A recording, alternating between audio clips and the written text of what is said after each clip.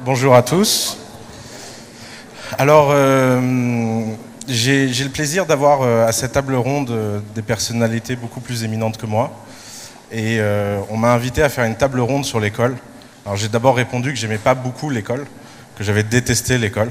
Et on m'a dit justement, après tout, c'est un signe de notre génération. Et l'un de nos premiers invités aujourd'hui, c'est Gilles, qui réfléchit beaucoup en ce moment sur l'école. Donc il prépare un bouquin. Alors c'est secret, il ne faut pas que ça sorte de cette salle. Gilles, tu peux nous en parler?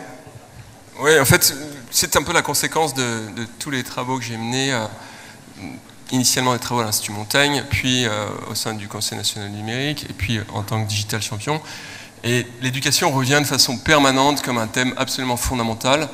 Et je me suis dit qu'il était indispensable d'essayer d'expliciter ce dont je vais vous parler dans une minute, je pense après la présentation de mes honorables voisins, la révolution éducative qui est en train de commencer. Alors très rapidement pour les présentations, on a Gilles avec nous. Catherine Barba, tu peux te présenter en une minute? C'est écrit derrière, hein. Bonjour à tous, je suis ceinture noire en e-commerce. Waouh! Voilà, et moi j'ai créé 2 boîtes que j'ai revendues. Aujourd'hui je suis plutôt business angel. J'ai écrit un livre aussi qui sort en septembre qui s'appelle Le magasin n'est pas mort.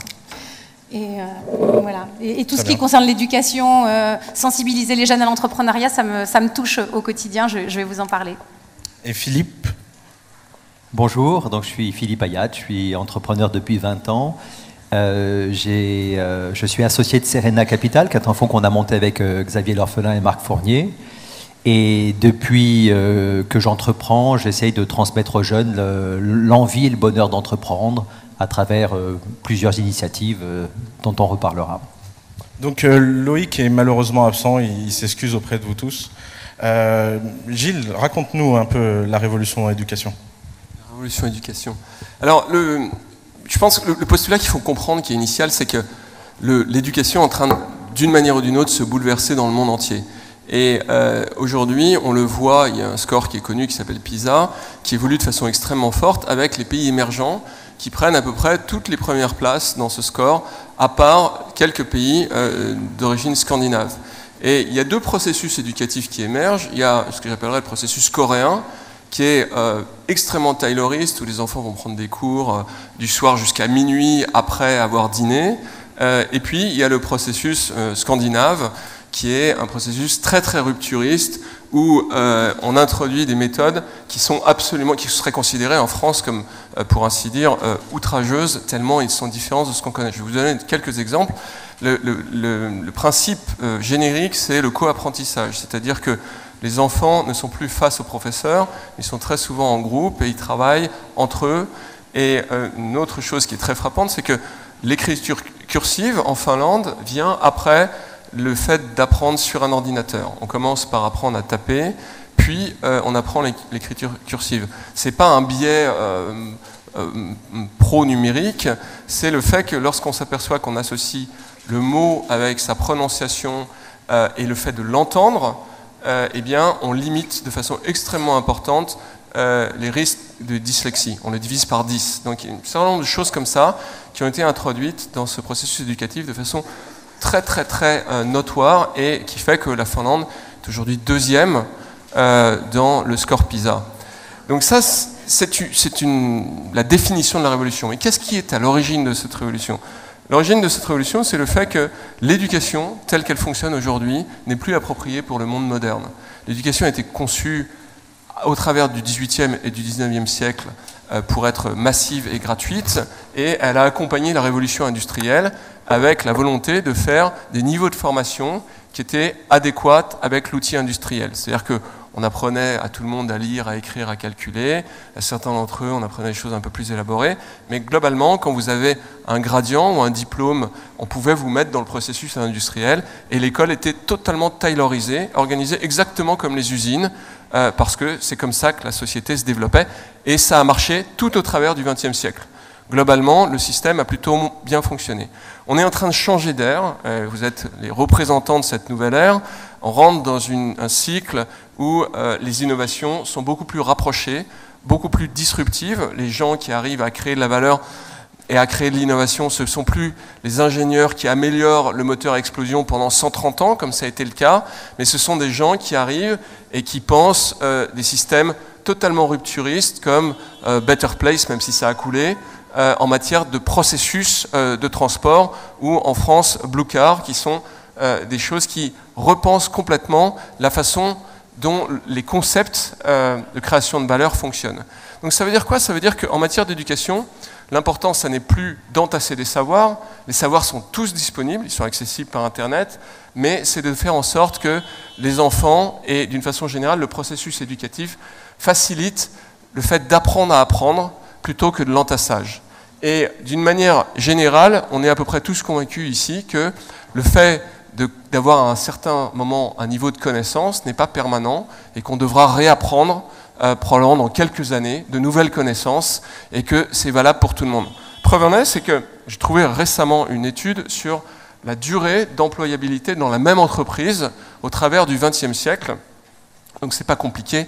Dans les années 50, c'était 24 ans, donc on passait quasiment toute sa vie dans la même entreprise. Et aujourd'hui, en France et en Allemagne, la durée d'employabilité, c'est 3 ans.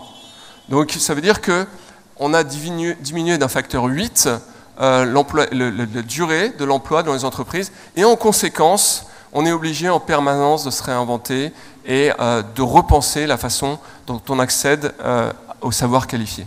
Alors je vais vous donner très rapidement 3 exemples qui, à mon avis, qualifient la révolution éducative plus que tout le reste. Le premier d'entre eux, c'est ce qu'on appelle CS 221. Vous en avez tous entendu parler, c'est le premier MOOC, c'est le MOOC de Stanford, donc sur l'intelligence artificielle.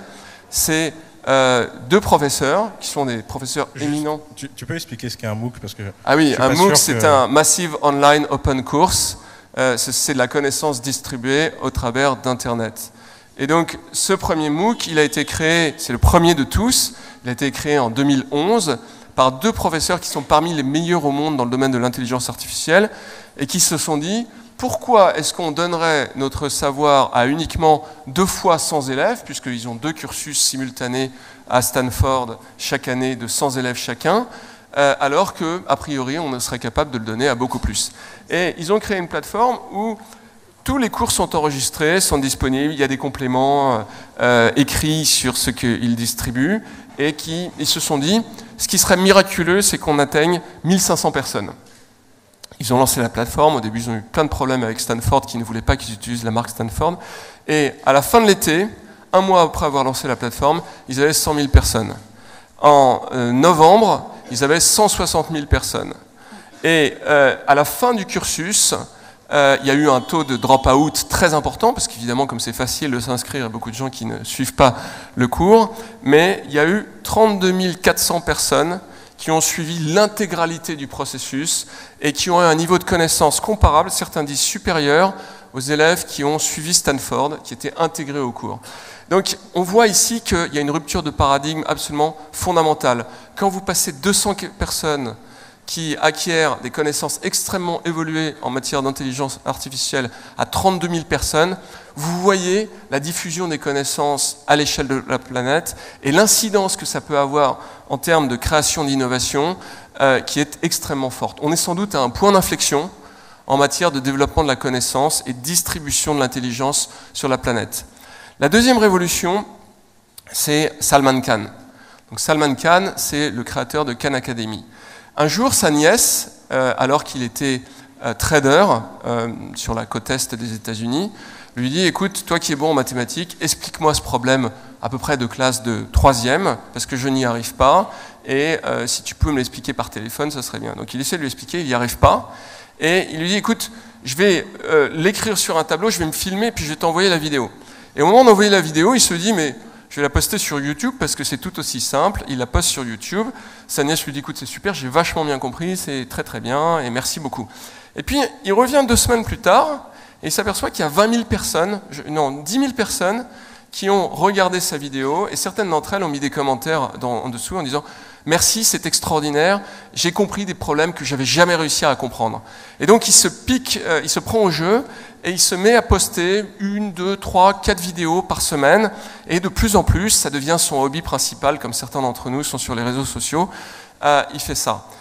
À aucun moment, il ne pense faire ça de façon professionnelle.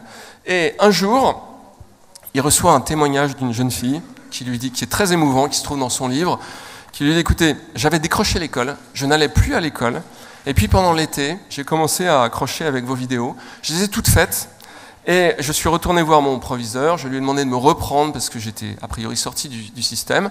Il m'a repris et aujourd'hui je suis 2e de ma classe. Ça fait 1 an que je suis l'école et c'est grâce à vous que tout ceci est arrivé.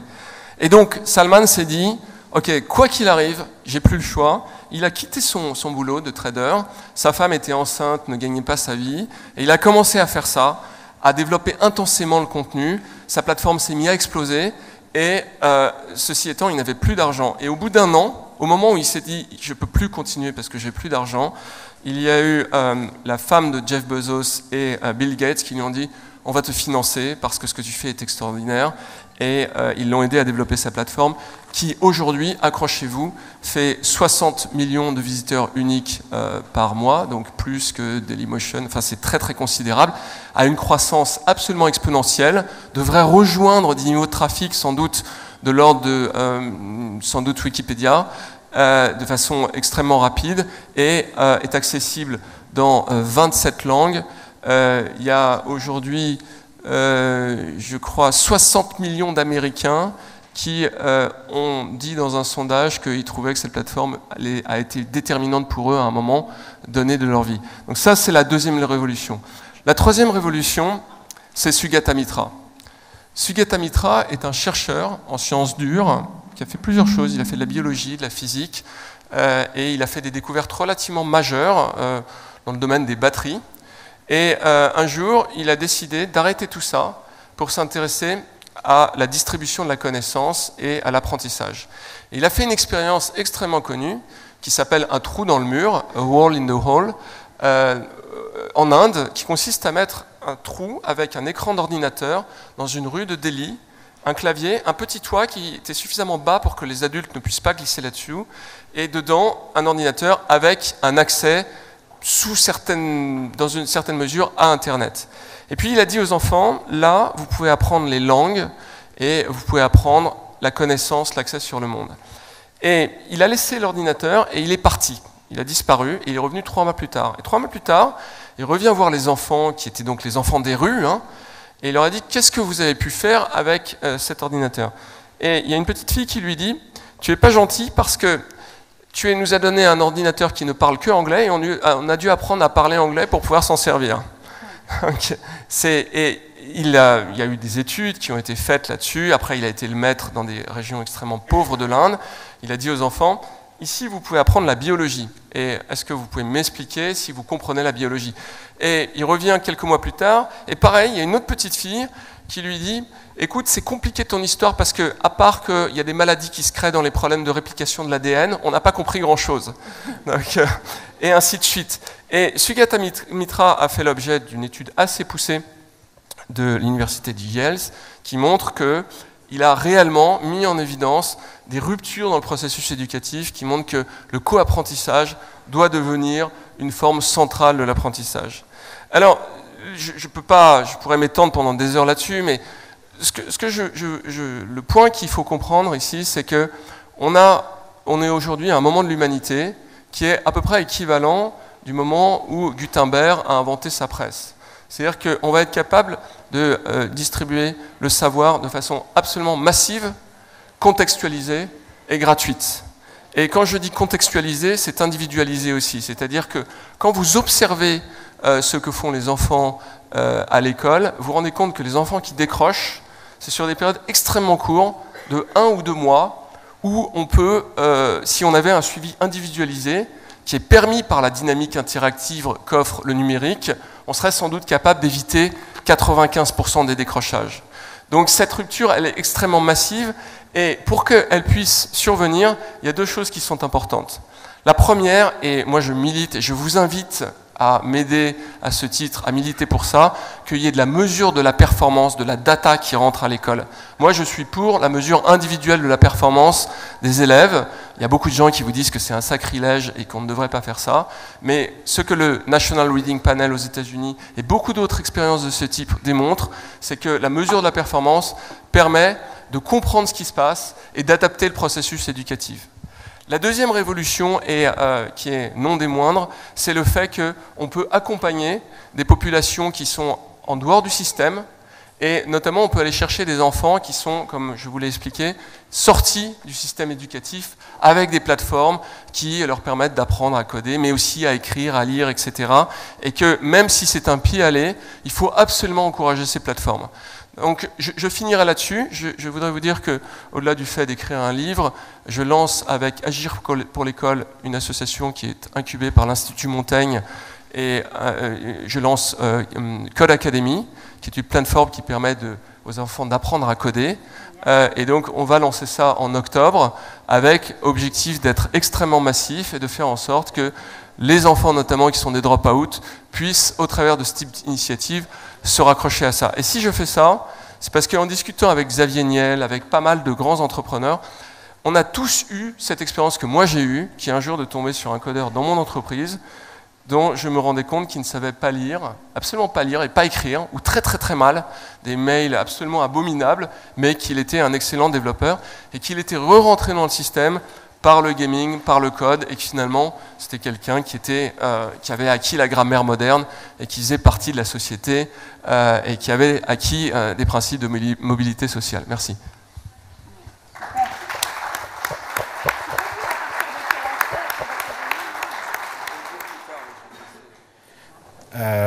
Très intéressant, il va falloir que... Je viens d'apprendre beaucoup de choses, je ne sais pas si vous en avez appris. Alors, j'aimerais juste un petit point, moi, qui m'a toujours intrigué dans l'école, si vous pouvez rebondir juste avant de passer à nos deux autres invités. J'ai toujours été étonné que les enfants soient classés par année de fabrication. C'est comme si l'école était une usine.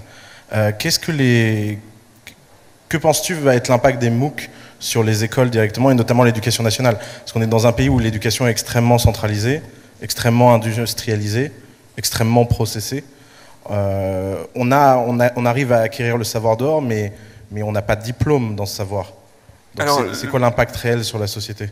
Bon, moi, j'ai fréquenté l'éducation nationale dans le CNN et au-delà.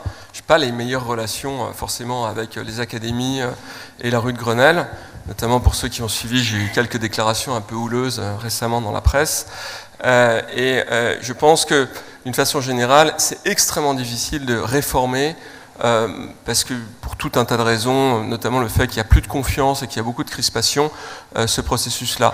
Mais je suis néanmoins très optimiste parce que je pense que la vague est tellement violente qu'elle va emporter toute résistance sur son passage. Et notamment, je crois que dans un premier temps, ce que l'on va voir, c'est des initiatives qui sont à l'extérieur de l'école et qui vont faire en sorte que ça rentre par capillarité à l'intérieur de l'école. Je vous dirais juste que de tous les échanges que j'ai eus, j'étais très surpris de voir que les professeurs sont absolument pas rétifs à ce type de choses. Et au contraire, les études montrent que c'est pratiquement l'une des catégories socio-professionnelles les plus digitales qui soient. Donc ils aimeraient bien faire ça, mais ils se sentent perdus et ils attendent qu'il y ait le moyen de faire en sorte que ces plateformes, au-delà d'être des expérimentations localisées sur des tweet class ou des choses comme ça, leur proposent une vraie méthode pédagogique. Alors justement, ça nous fait une transition superbe. Catherine, parce que l'un des impacts en fait de cette disponibilité du savoir est qu'il n'y a jamais eu autant d'entrepreneurs dans le monde. On est en train de vivre une véritable révolution entrepreneuriale. Les accélérateurs, les incubateurs poussent comme des champignons. Les fonds d'investissement en early stage, il y en a de plus en plus. Il y a une sorte de mouvement mondial autour de l'entrepreneuriat et on a souvent le sentiment en France d'être un peu en retard et certains pointent l'école comme cause de ce retard. Et tu participes à une initiative très intéressante, tu peux nous raconter? Oui, bien sûr, qui a été initiée par Philippe, à ma gauche, 100 000 entrepreneurs que vous connaissez. Moi, ce que je voulais partager avec vous ce matin, c'est quand Gilles dit l'institution de l'école, elle est monolithique, ça va être très difficile de faire bouger les lignes. Moi, comme vous, je m'interroge sur qu'est-ce que moi, personnellement, je peux faire, à ma modeste mesure, pour faire un peu bouger les lignes. Toi, tu parlais d'une grande vague. Je me dis, la grande vague, elle commence parce que chacun d'entre nous, on peut faire. Et moi, j'ai une conviction, c'est qu'en tant qu'entrepreneur, en tant qu'investisseur, on a une extrême responsabilité à faire bouger ces lignes, je me suis souvenue à un moment, avant de m'engager dans 100 000 entrepreneurs, qu'est-ce qui, moi, m'a fait devenir entrepreneur ? Je pourrais vous le demander à chacun de vous. C'est passionnant. Qu'est-ce qui donne le déclic ? Il y a deux choses, moi, je vais vous raconter brièvement. La première chose, c'est je crois que j'ai eu la chance d'être entourée par des gens qui ont posé sur moi un regard de bienveillance, tu vois, un regard de confiance qui m'a donné confiance en moi. Alors ça a commencé par mes parents, mais ça peut être n'importe quel type d'adulte, des profs. Et puis après, j'ai eu une patronne, ma première et quasiment ma dernière patronne, Viviane Pratt. C'est une femme qui a fait un truc extraordinaire, c'est qu'elle m'a tout de suite confié des responsabilités bien plus importantes que ce que j'étais à même d'assumer. Je sortais d'école de commerce, je savais rien faire. Mais elle m'a dit, tiens, tu vas diriger quelque chose, en contrepartie, tu as le droit à l'échec. Et je crois vraiment que cette personne, avec les regards de bienveillance que j'ai eus avant, ça m'a tricoté une confiance en moi qui fait qu'aujourd'hui, dans mon parcours d'entrepreneur, comme vous évidemment, je connais des échecs. Il y a des fois où je n'atteins pas mes objectifs, mais ça fait partie du parcours pour moi. Et donc je rebondis plus facilement. C'est la première chose qu'on m'a transmise. Et la deuxième, je crois, c'est d'avoir rencontré, c'est ce que écrivait Marie, hein, les rôles modèles. Comme vous, je crois beaucoup. J'aimerais savoir, chacun d'entre vous, qui c'est l'entrepreneur qui vous a donné le déclic ? Est-ce que c'est Gilles ? Qui est-ce qui un jour vous a donné envie ? Vous vous êtes dit, oh, je veux faire comme lui, quoi. Moi, j'ai eu cette chance de travailler avec un grand entrepreneur pendant plusieurs années. Je me suis dit, je veux faire comme lui. Je veux avoir sa liberté de ton, je veux avoir sa prise sur les événements, je veux avoir... Et ça, je me suis dit, tiens, si moi j'arrive à l'école avec humblement, mon histoire, cette confiance que je peux transmettre. Je vais vous dire mes petites méthodes après quand je parle aux gamins de 15 ans et puis montrer que des entrepreneurs en chair et en os. Je suis sûre que si j'en avais vu avant, moi j'ai commencé à entreprendre à 30 ans, si j'avais vu des entrepreneurs avant à l'école, mais j'aurais commencé à entreprendre à 15 ans probablement, tu vois, ou à 20 ans. Donc la vraie question, c'est qu'est-ce qu'on fait chacun d'entre nous ? On n'a pas le temps, on est débordé, tu vois, et puis on est sollicité par des milliers de choses. Mais à un moment, donner ce temps-là, je crois, c'est vraiment utile. Et la dernière fois, c'était une expérience que je veux vous partager qui était assez dingue. C'était un des seuls jours de l'année où il a fait beau, je crois, tu vois, avant, il y a 2 ou 3 mois. C'était quand Philippe avait lancé dans 100 000 entrepreneurs les femmes et l'entrepreneuriat. Moi, je m'étais inscrite. Alors, c'est vrai que le système est un peu compliqué, mais je sais que ça s'améliore. Je m'étais inscrite pour aller parler à 100 000 entrepreneurs. Je tombe sur Rueil-Malmaison, c'est marrant, c'est là où je suis née. Et puis, alors, manque de bol, c'était un vendredi après-midi, 15h, tu vois, genre après le déjeuner, tous les gamins sortaient de l'école, allaient en week-end, et moi, je me retrouve avec ma classe de 40 gamins, et il fait super beau, et je sens que je ne suis pas la bienvenue, quoi. J'arrive à Rueil, et je me dis, bon, c'est pas gagné. Et je vois 40 perdieux, tu vois, pas spécialement accueillants, vraiment, qui ont envie que ça s'arrête vite, quoi. Et j'ai commencé à leur dire, bon, alors j'ai 2 astuces pour parler. Je ne sais pas si vous avez beaucoup l'occasion de pratiquer des enfants de 15 ans, si vous en avez ou vous en côtoyez, c'est hyper difficile de capter leur attention. Déjà nous, vous voyez comme c'est difficile. Alors quand ils ont 15 ans, j'ai 2 astuces. La première, c'est j'ai saucissonné mon heure en 12 sujets de 5 minutes. Donc, toutes les 5 minutes, je changeais de sujet parce que la capacité d'attention, elle est toute petite. Et j'étais dans l'interaction en permanence. Ça, c'est un truc que Philippe m'avait dit. Si tu leur parles pas, ils répondent pas, tu les perds. Et j'ai commencé à les attaquer sur... Alors, c'est quoi la réussite pour moi ? On va parler de réussite. Tu vois. Waouh. Et je m'attendais à ce qu'ils me disent l'argent. Et bien, bizarrement, il y avait l'argent qui a été listé, mais ils m'ont aussi dit être heureux au boulot, avoir un cocon familial, atteindre ses objectifs. Tu vois. On était au-delà de la réussite financière. Et après, je leur ai dit, OK, c'est ça pour vous la réussite. Alors, à votre avis, qu'est-ce que l'école vous apporte qui permet un jour d'atteindre cette réussite ? Puisque ce que je voulais leur faire dire, c'est entreprendre sa vie, la réussite. C'est de se construire dans ce qu'on fait, peu importe ce qu'on fait. Et donc, ils m'ont dit, oui, l'école, ça nous apprend du savoir, la restitution écrite, une certaine forme de logique. On s'est listé des choses, et c'était bien, ils répondaient. Mais qu'est-ce que l'école ne nous apporte pas qui permet la réussite ? Et là, ils ont été un peu séchés. Et c'était arriver à leur faire dire, c'est la créativité, le travail en équipe, le fait de ne pas être seul face à un prof, mais en petit groupe, comme disait Gilles, le fait de prendre des risques, le fait d'oser, le fait de ne pas avoir peur de l'échec. Alors quand je leur ai dit l'échec c'est formidable, ils ont tous éclaté de rire. Parce que forcément, dans un système où la note fait la valeur, quoi. Et je leur ai dit, non, c'est des petites choses. Alors je ne prétends pas que ça va leur changer la vie, évidemment. Mais je crois que voilà, ces espèces de petites touches d'espérance, finalement, que tu vas semer, en leur disant, c'est possible, ton avenir, c'est ce que t'en fais. Je ne sais pas si vous aviez lu ce extraordinaire article dans le New York Times de Thomas Friedman, « Need a job, invent it ». Need a job, invent it. Je vous invite vraiment à le lire. C'est ça, c'est de dire demain, il n'y a pas des boulots qui existent et vous allez prendre comme ça, comme au chausse-pied, rentrer. Non, c'est vous qui allez l'inventer, votre travail de demain. Comment vous allez créer de la valeur. Et ça dépend de... Vous avez des talents, vous êtes des trésors. Enfin voilà, c'est ce que je leur dis. Vous êtes des merveilles, quoi. Et en fait, ça ne les fait pas tant ricaner que ça, les enfants, quand on leur dit qu'ils sont des merveilles, qu'ils ont un talent qui ne demande qu'à s'épanouir. Donc ça, tout ça, je le fais. J'essaye de le faire régulièrement, grâce à Philippe, parce que c'est dans le cadre de 100 000 entrepreneurs. Et voilà. Alors justement, cette initiative extraordinaire, 100 000 entrepreneurs, a inspiré une politique nationale à la suite des assises.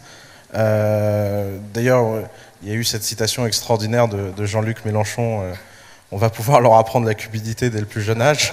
Extraordinaire. donc Philippe, une réponse publique. Il faut être très patient avec les politiques. En fait, 100 000 entrepreneurs, c'est né il y a 6 ans à l'époque de la réforme des retraites et même avant. Quand on voyait des jeunes dans la rue qui séchaient l'école pour dire je ne veux pas qu'on remette en cause la retraite que je vais toucher dans 40 ans, dans 50 ans. Enfin, je trouvais ça absurde, incroyable. Mais finalement, je comprenais assez, puisque ces gosses, en fait, ils allumaient un média et ils entendaient qu'ils étaient un problème. Ils entendaient qu'ils n'allaient pas avoir de boulot, qu'ils étaient violents, qu'ils n'arrivaient pas à s'intégrer, qu'ils n'auraient pas de retraite, que l'école servait à rien, qu'ils n'auraient que des stages toute leur vie. Bon. Donc, il fallait se mettre à leur place. On leur dresse un avenir tellement noir, notamment les médias et les politiques, qu'ils ne peuvent pas avoir confiance en l'avenir.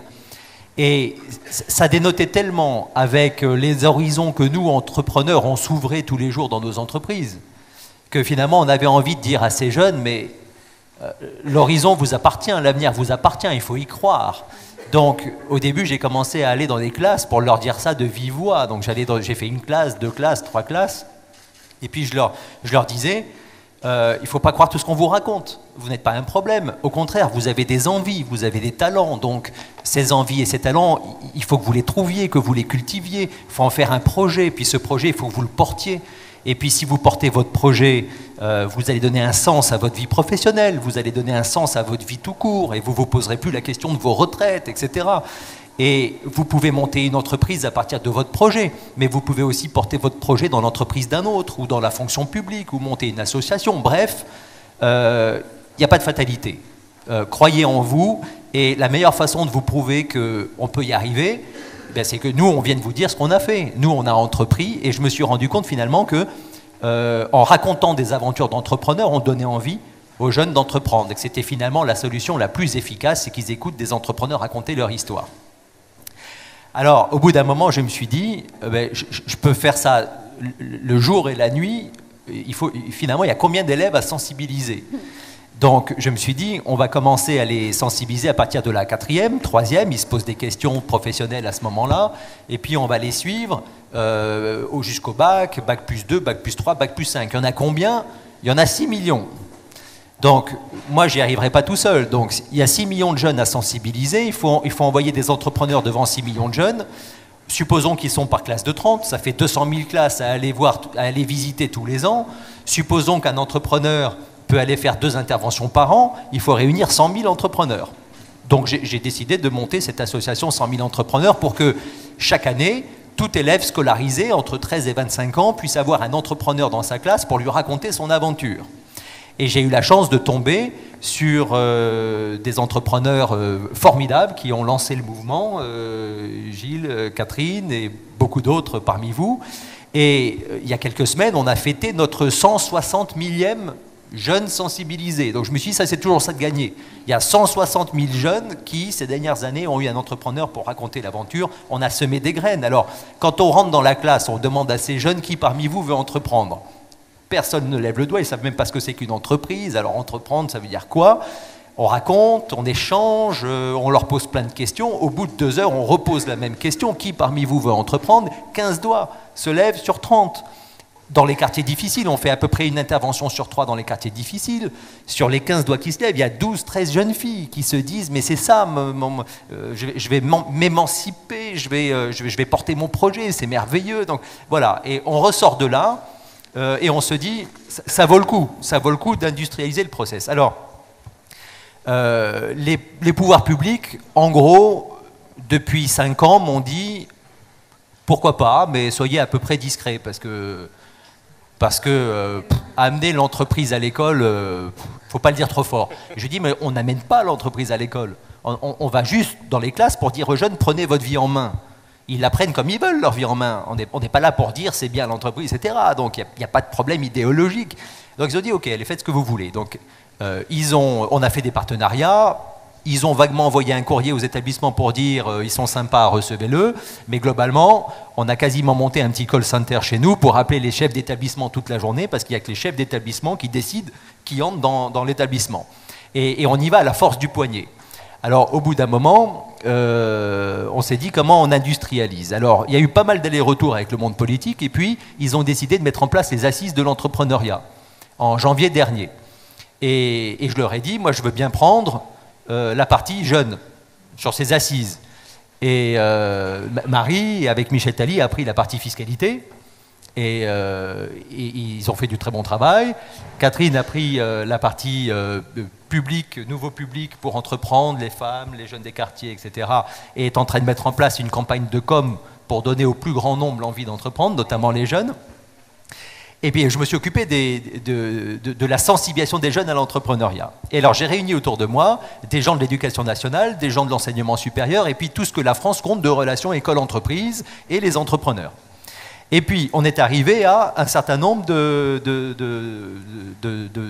on a émis des mesures, des propositions. Et le 29 avril, François Hollande est arrivé à l'Élysée, remise des mesures de l'entrepreneuriat, et il a annoncé la chose suivante. Il a dit...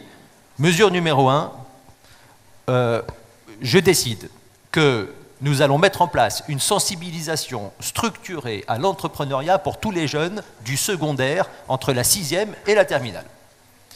Mesure numéro 2, nous allons diffuser, généraliser la formation à l'entrepreneuriat pour tous les élèves du supérieur, université, grandes écoles, BTS, DUT. Et d'ailleurs, c'est maintenant dans la loi de refondation pour l'école, puisque la loi qui est en discussion au Sénat stipule que l'école doit permettre aux élèves de développer leur esprit d'initiative et la compétence à entreprendre. Donc, ça y est, la porte est ouverte. Très content, je prends rendez-vous avec Vincent Payon, ministre de l'Éducation nationale, et Geneviève Fioraso, et j'ai même pas le temps de prendre rendez-vous. Leur cabinet m'appelle en disant « Vous avez entendu le président, il faut agir ». Je vais les voir. Je me retrouve d'abord devant le cabinet de Geneviève Fioraso, enseignement supérieur. Et elle me dit « Alors, on y va, mais j'ai pas d'argent. J'ai bien essayé, j'ai compris que les mesures, ça coûtait un peu d'argent, j'ai bien essayé, le gouvernement me donne pas un rond pour faire ça. » Deuxièmement, les universités, faut y aller mollo, parce que vous savez, c'est compliqué, l'autonomie, on a tellement d'autres discussions, l'anglais dans l'université, les cours, le truc, l'entrepreneuriat, je ne sais pas si c'est la priorité. Bon, très bien. Je vais voir Vincent Payon, il me dit, alors, bonne nouvelle, on y va. Mais, nous, on ne sait pas faire. Donc, vous ne pouvez pas demander aux enseignants de faire ça. Les pauvres, on leur demande déjà de faire des cours sur la santé, l'hygiène, le permis de conduire, le truc, donc l'entrepreneuriat, c'est pas possible.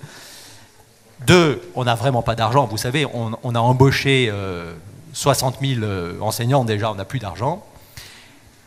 3, dites pas trop fort quand même ce que vous allez faire, parce que regardez, Mélenchon hier dans le journal a dit la cupidité à l'école. Donc, d'ailleurs vous-même, Philippe, vous avez dit il y a 2 mois et demi dans Valeurs Actuelles que ça, faut pas dire des choses comme ça quand même. Et puis dernier détail. On est obligé de proposer la même chose au service public, donc il y a juste 6 millions de jeunes dans le secondaire, 3 millions dans l'enseignement supérieur. Si vous faites quelque chose, vous le faites pour 9 millions. Et bien voilà. Un dernier mot, je suis parti de ces ministères, j'ai dit très bien, ils iront toujours moins vite que nous. Donc, on a fédéré tout ce que la France compte de relations école-entreprise, on les a pris où qu'ils soient, MEDEF, CGPME, Croissance Plus, France Digital, tout le monde. On va coordonner un mouvement qui s'appelle Entrepreneurs Demain et on va leur proposer un contenu structuré de la 6e à Bac+7 pour aller dans les écoles, pour aller dans les universités. On propose un catalogue, c'est un clé en main. On va utiliser les nouvelles technologies, les MOOC, les campagnes de com de Catherine, et on va faire ce qu'ils n'ont pas d'argent pour faire ou ce qu'ils n'ont pas envie de faire. On va le faire pour eux, c'est la société civile qui va faire avancer la société, simplement pour une chose, donner à nos enfants l'envie de vivre leur vie en France, d'ouvrir des horizons, et on va les encourager pour ça. Et vous êtes tous invités.